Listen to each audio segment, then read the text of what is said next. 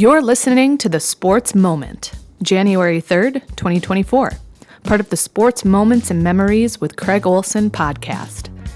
Be sure to like and subscribe so you never miss a sports moment, sponsored by Lake Area Docks and Lifts. We're going to kick things off with an interview with Jody Holloman, head coach of the Lady Spartan basketball team. Here's Craig.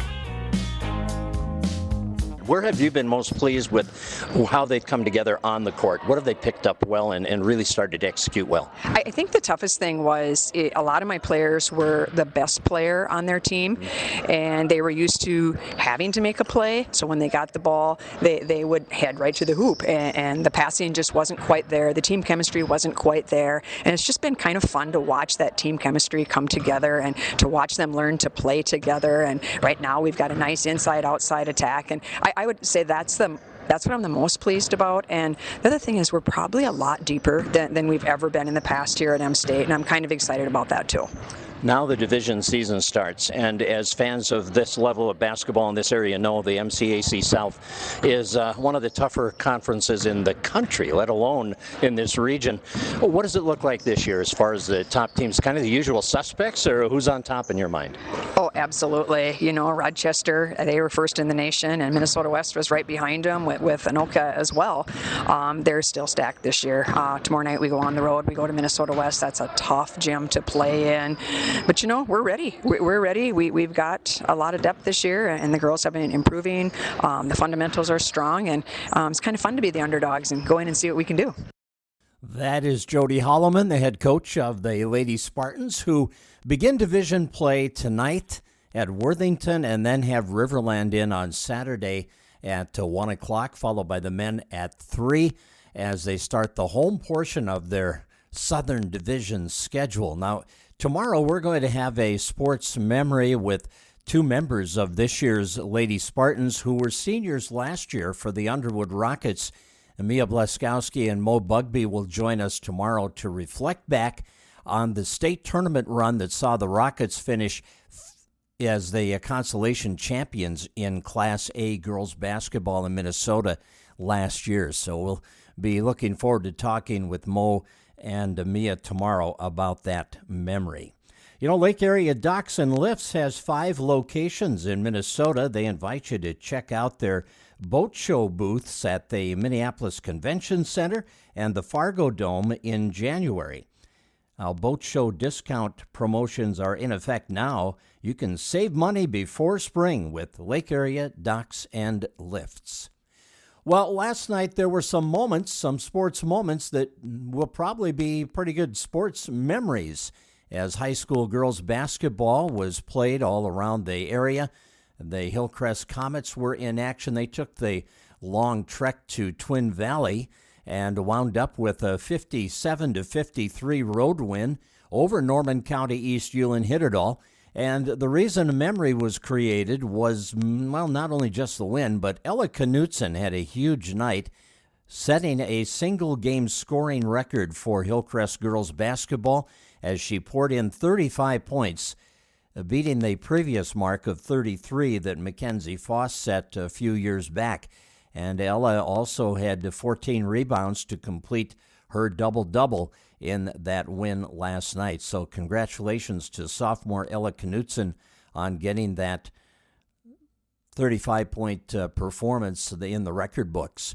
Also a big night for Callan Grove in Underwood as the Rocket Girls continue their run as they beat Battle Lake 63-36.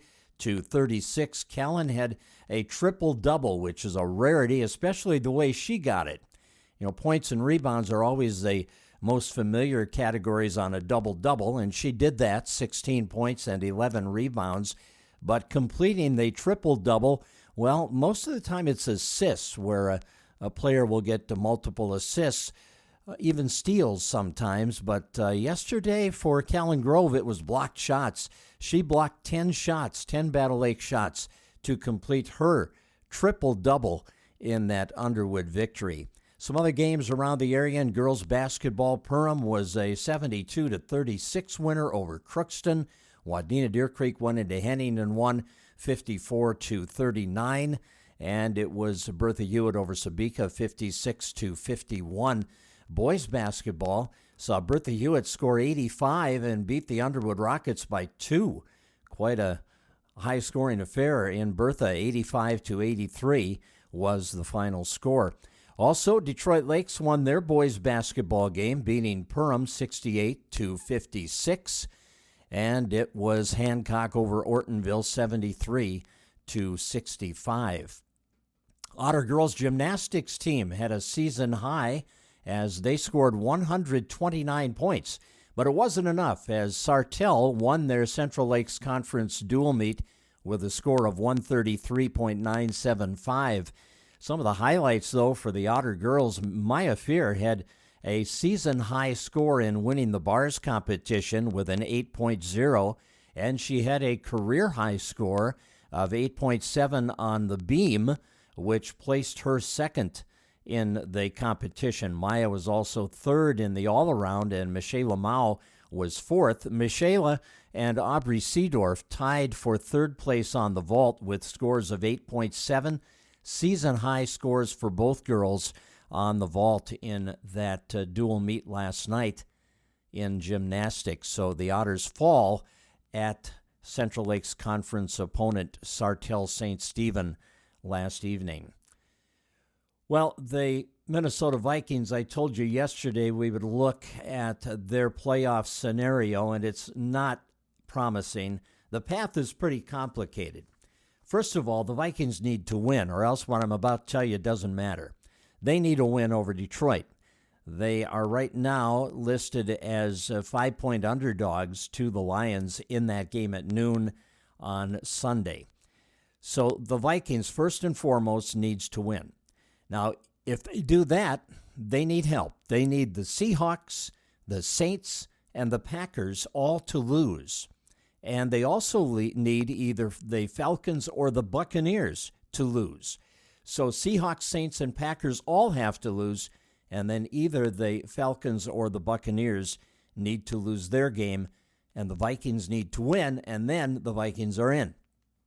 Now, all of those teams that I just mentioned, the Vikings hold the tiebreaker on them. If they're even with the team battling for that playoff spot, the Vikings are in because of their superior record against NFC teams. They are 7-5 against the NFC, which gives them the tiebreaker against all of the teams. So that's how the Vikings can get in.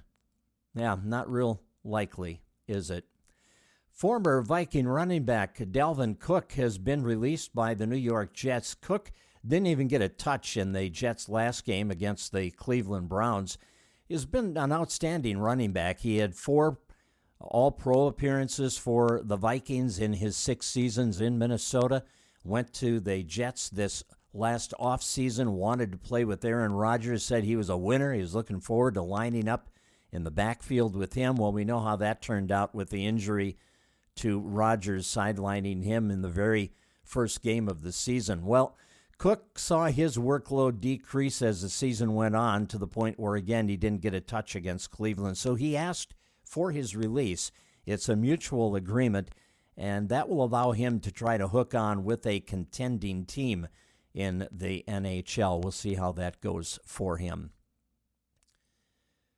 Well, the Calgary Flames defeated the Minnesota Wild last night 3-1. The Flames outshot the Wild 13-7 in the opening period and led 2-0 after 1. Now, the Wild did get a goal in the second period as Pat Maroon scored for the first time since November 30th to cut the score to 2-1.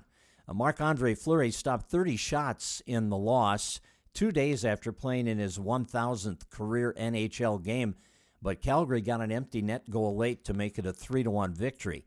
So Minnesota has lost 3 straight games, and they're still hurting. Kirill Kaprizov missed the game last night as he was injured Saturday against Winnipeg. Not sure on his return date. Goalie Philip Gustafson and forward Vinny Lettieri both placed on injured reserve with lower body injuries, meaning they will each miss at least a week. And Wild forward Marcus Foligno missed his first game of the season with a lower body injury, and he was replaced in the lineup by Sammy Walker.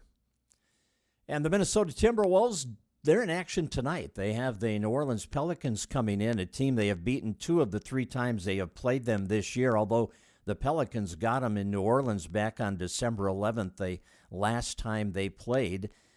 Tonight's game is a 7 o'clock start at Target Center. The Wolves are 6.5-point favorites in that game. However, their lead in the Northwest Division and the Western Conference continues to shrink because Oklahoma City is on fire. They won their 5th straight game last night, and that was a win against the team with the best record in the NBA, the Boston Celtics. So Oklahoma City is just a game back of Minnesota with a record of 23-9. The Wolves continue to have the second best mark in the league at 24-8. That is a 7 o'clock tip-off tonight at Target Center.